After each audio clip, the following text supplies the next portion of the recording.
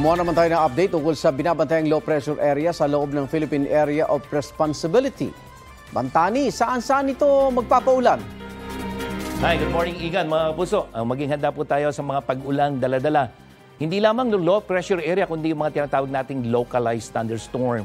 Una, nakita yung low pressure area kaning madaling araw, 60 kilometers west ng Romblon at yan po ay base sa wind map ng Metra Weather. Ito mga kapuso, wala tayong nakikitang paglakas nito, wala tayong nakikitang umiikot na hangin, pero yung hanging habagat o yung southwest monsoon, muling lalakas yan at posibleng maapektuhan itong northern Luzon, lalong-lalo na yung Ilocos Region at posible itong Zambales, Bataan area.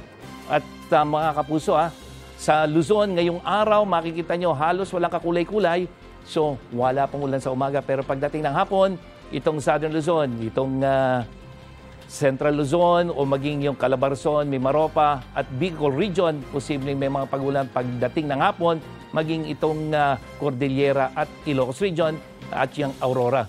Maging sa Visayas, wala ring ulan sa umaga pero pagdating ng hapon, ilang probinsya makakaranas ng mga pag-ulan. Yung mga may kulay na nakikita nyo, Panay Island, Negros Provinces, maging dito sa Leyte at dyan sa may Eastern Samar.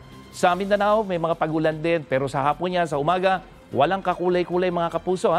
Pero pagdating ng hapon, halos maraming lugar sa Mindanao makakaranas ng mga pag-ulan at yung mga kulay orange na nakikita nyo, yan yung mga localized intense thunderstorms na pwedeng magdulot ng baha at landslide. Sa mga taga Metro Manila, wala ring ulan sa umaga pero sa hapon, ilang bahagi lamang po ang posibleng makaranas ng mga pag-ulan itong southern part at maging dyan sa may Kamanaba. Kaya yung lalabas ang bahay, magdala po kayo ng panangga sa ulan. Igan. Gusto lang malaman, Matani, ito bang LPA may epekto dito sa Sorsogon kung saan sumabog ang Bulkan Bulusan? Unang-una, medyo palayo na kasi yan, Igan. Pero makikita mo, walang kulay sa umaga. Sa hapon, ito yung Sorsogon, posibleng magkaroon ng mga malalakas sa ulan.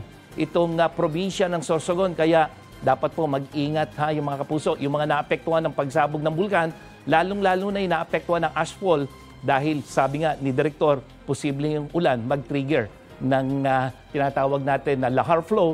Kaya mga kapuso, ngayong hapon, posible at mataas ang tsansa umulan dyan sa may Sorsogon. At yan ang latest mula sa GMA Weather. Ako po si Nathaniel Cruz. Magplano para sigurado. I am ready. Serbisyong totoo ng GMA News. Igan, mauna ka sa mga balita. Panoorin ang unang balita sa unang hirit at iba pang award-winning newscast sa youtube.com/GMA News. I-click lang ang subscribe button.